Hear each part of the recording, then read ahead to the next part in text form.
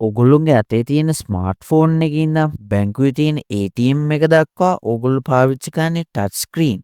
හැබැයි ඕගොල්ලෝ චුට්ටක් නැවතිලා බලලා තියෙනවද මේ ස්ක්‍රීන් එක ඇත්තටම වැඩ ගන්නේ කොහොමද කියලා?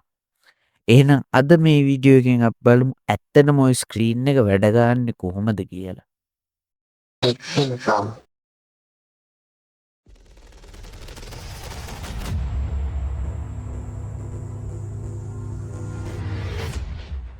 අපි ඉස්සල්ලාම බලමු ටච් ස්ක්‍රීන් ඉතිහාසය ගැන පොඩ්ඩක්.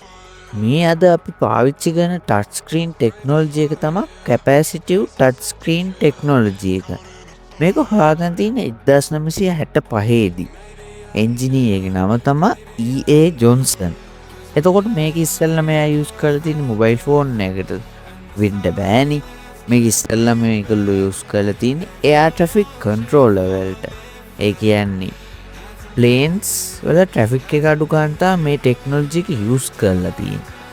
එතකොට 1980 දී වගේ තමයි ටච් ස්ක්‍රීන් කියන එක පබ්ලික් වෙන්නේ ගොඩක්. ඉස්සෙල්ලාම ATM මැෂින් එක. එතකොට ඉන්ඩස්ට්‍රියල් මැෂින්ස් වලට තමයි පාවිච්චි කරලා තියෙන්නේ. ඒ කැපැසිටිව් ටච් ස්ක්‍රීන් එක නෙවෙයි. මේකත් යූස් කරලා තියෙන්නේ මේ කට්ටිය යූස් කරලා තියෙන්නේ රෙසිස්ටිව් ටෙක්නොලොජි එක. මේ ටෙක්නොලොජි එක අද ඔයගොල්ලෝ යූස් කරන ෆෝන්ස් වල වගේ ස්මූත් නෑ. මේක හරි අමාරුයි ටච් කරන්න. අනික ටැන් දෙකක් එක සැරේ ටච් කරන්න බෑ. එතකොට නෝමල් ටච් කරන එක ස්මූත් නෑ. හොඳ තදට ටච් කරන්න ඕනේ ෆෝන් එකට අයිඩෙන්ටිෆයි කරගන්න ඔයගොල්ලෝ කොතනද ටච් කරේ කියලා. 2007 දී තමයි අද අපි පාවිච්චි කරන ටච් ස්ක්‍රීන් එක වගේ ස්මූත් ටච් ස්ක්‍රීන් එකක් එක්ක ෆෝන් එකක් රිලීස් කරේ. මොකක්ද ඒ ෆෝන් එක? 2007 දී ෆෝන් එක රිලීස් කරා කියද්දිම ඔයගොන්ට හිතෙනවා iPhone එකවත්ද? ඔව් iPhone එක තමයි. මේ ස්ක්‍රීන් එකේ තමයි එක සැරේ තැන් දෙකක් ටච් කරලා වැඩ ගන්න පුළුවන් උනේ. අපි දැන් ස්ක්‍රීන් ටයිප් දෙකක් කතා කරන්නේ. රෙසිස්ටිව් එතකොට අනිත් එක කැපැසිටිව්. අපි රෙසිස්ටිව් එකේ ටෙක්නොලොජි එකක් බලාගෙන මෙයන් කැපැසිටිව් එකට පොඩ්ඩක්. ඒක අපේ නොලෙජ් එකට හොඳයිනේ. උඩින් පල්ලින් ඉගෙන ගන්නවට වඩා. අපි මේ රෙසිස්ටිව් ස්ක්‍රීන් එකක් තියෙන ඩිවයිස් එකක් ගත්තොත් මේ රෙසිස්ටිව් ස්ක්‍රීන් එකක් වැඩ කරන්නේ ලේස් දෙකක් තියෙනවා මේකට. මේකේ උඩලේ එක හැදෙන්නේ ප්ලාස්ටික් ෆිල් එකක් වගේන මැටීරියල් එකකින්. මේ මැටීරියල් එකට කියනවා PET ෆිල්ම් කියලා. එතකොට යටලේ එක හැදෙන්නේ ග්ලාස් වගේ මැටීරියල් එකකින්. එතකොට මේකේ මැද්දේ තියෙන ට්‍රාන්ස්පරන්ට් මැටීරියල් එක ITO ඒ කියන්නේ ඉන්ඩියම් ටින් ඔක්සයිඩ් කියන ට්‍රාන්ස්පරන්ට් මැටීරියල් එකෙන් තමයි මේක හැදෙන්නේ. එතකොට මේ ටික වැඩ ගන්න කොහොමද බැලුවොත් උඩ ලේ එකයි යට ලේ එකයි ඔගොල්ලෝ ටච් කරද්දි කන්ටැක්ට් වෙනවා. මේ කන්ටැක්ට් වෙන තැන ITO ඉන්ඩියම් ටින් ඔක්සයිඩ් කියන ට්‍රාන්ස්පරන්ට් මැටීරියල් එක ඉලෙක්ට්‍රික් කරන්ට් එකක් ජෙනරේට් කරනවා. මේක අයිඩෙන්ටිෆයි කරගන්න ඔයගොල්ලෝගේ සර්කිට් එක. එතකොට තමයි මේගොල්ලෝ අයිඩෙන්ටිෆයි කරන්නේ ඔයගොල්ලෝ කොතනද හරියටම ටච් කරේ කියලා. මේක කොහොමද එක්ස්පීරියන්ස් කරන්න ලේසිම විදිය කොහෙද? ATM එක එතකොට හොස්පිටල් වල ඉක්විප්මන්ට්ස් වල තියෙනවා. ඒගොල්ලෝ දැකලා තියෙනවා රීලෝඩ් මැෂින්ස් තියෙන. අර එක එක වගේ නිල් පාටට නම්බර්ස් තියෙන. එක එක වගේ කොළ පාටට නම්බර්ස් තියෙන. අන්න ඒ රීලෝඩ් මැෂින්ස් වලත් මේක තියෙනවා. ලේසිම විදිය තමයි ATM මැෂින් එක එක්ස්පීරියන්ස් කරන්න. ආයි හොස්පිටල් වලත් සමහර ඉක්විප්මන්ට්ස් වල තියෙනවා. ඔගොන් ටච් කරන එක ස්මූත් නැත්තම් පොඩ්ඩක් මේ ස්ක්‍රීන් එක තමයි එහෙනම්. දැන් අපි බලමු මොඩර්න් ෆෝන් වල ඩිස්ප්ලේ එක හැදෙන්නේ කොහොමද කියලා. ඉස්සෙල්ලාම අපි ග්ලාස් එක ගැන කතා කරමු. ඔගොල්ලෝ හිතන්න ඔගොල්ලෝගේ ෆෝන් එකට ප්ලාස්ටික් ස්ක්‍රීන් එකක් ආවොත් මොකද වෙන්නේ? ප්ලාස්ටික් ස්ක්‍රීන් එකක් ආවොත් ඔගොන්ගේ ෆෝන් එක ඉක්මනින් හීරෙනවා. ඔගුන්ගේ අතේ පොඩි ගල් කැටයක් තිබ්බත් ඉක්මනින් හීරෙනවා. ඒ කියන්නේ සතියෙන් ෆෝන් එක ඉවරයි. ගන්න සතියෙන් ඊළඟ සතියේ බාද්දි ෆෝන් එක හීරිලා. හැබැයි ග්ලාස් වලින් හැදුවම හීරෙන්නේ නැහැ. හැබැයි ඔයගොල්ලෝ හිතනවා ඇති හැබැයි ග්ලාස් වලින් හැදුවොත් වැටුණු ගමන් කැඩෙනවනේ කියලා.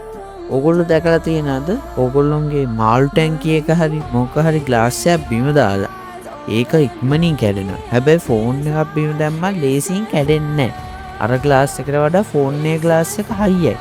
ඒ ග්ලාස් දෙකේ වෙනස මොකක්ද? normal glass එක තියෙන්නේ sodium atoms.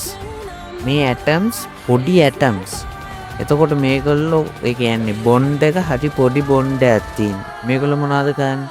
මේගොල්ලෝ හොඳ රත් වෙච්ච පොටෑසියම් බාත් එක දානවා මේක. මේක දැම්මට පස්සේ මේ sodium atoms replace කරනවා. ඊට පස්සේ potassium ions අස්සට එනවා. ඊට පස්සේ මේක හොඳ compress වෙනවානේ. ඒ කියන්නේ හොඳ බොන්ඩ් එකක් තියෙනවා. හොඳ tight බොන්ඩ් එකක් තියෙනවා. එතකොට ග්ලාස් එකක් ලේසියෙන් වැටුණාට කැඩෙන්නේ නැහැ. මෙහෙම තමයි ඔයගොල්ලෝගේ ෆෝන් එකේ Gorilla Glass Protections කියලා හදන්නේ මේගොල්ලෝ. දැන් මේ ග්ලාස් එකට ඇතින් තියෙන සයන්ස් එක ගැන අපි කතා කරමු. ඔයගොල්ලෝ අහලා තියෙනද IC එක, Integrated Circuit එක. ඔයගොල්ලෝ ෆෝන් එකක් වැටිලා ෂොප් එකකට ගියොත් ඔයගොල්ලෝ අහලා ඇති ස්ක්‍රීන් එක කැඩලා නැති වුණාට මේකේ IC එක ගිහිල්ලා තියෙන්නේ IC එක දාන්න ඕන කියලා. IC කියන්නේ පොඩි චිප් එකක්. මේක තමයි සෙන්සර් එක. මේ සෙන්සර් එකෙන් මොකක්ද වෙන්නේ? ඔයගොල්ලෝ ෆෝන් එක ටච් කරාම ඩිටෙක්ට් කරලා මේගොල්ලෝ තමයි කියන්නේ CPU එකට ඔයා මෙතන ටච් කරා දැන් මේ ඇප්ලිකේෂන් එක ඕපන් වෙන්න වගේ. CPU එකයි ටච් ස්ක්‍රීන් එක කන්ටැක්ට් කරන එක තමයි IC එක කියන්නේ. තව දෙයක් ඔයගොල්ලෝගේ ෆෝන් එකට එන්නේ මේ IC එක විතරක්ම නෙවෙයි. IC වර්ග ගොඩක් එනවා. මේක ස්පෙෂල් IC එකක් ටච් ස්ක්‍රීන් වලට. ඒ කියන්නේ ස්පෙෂල් සර්කිට් එක. මේකට විශේෂ නමක් කියනවා ටච් ස්ක්‍රීන් කන්ට්‍රෝලර් කියලා. ඔයගොල්ලෝ වැරදීම වටහා ගන්න එපා මේ ෆෝන් එකේ තියෙන IC එක මේ IC එක විතරයි තියෙන්නේ කියලා. එතකොට IC එක කොහොමද දැනගන්නවා ස්ක්‍රීන් එක ටච් කරා කියලා? දැන් තාම මෙතෙන්ට කැපැසිටිව් ටෙක්නොලොජි එක එන්නේ.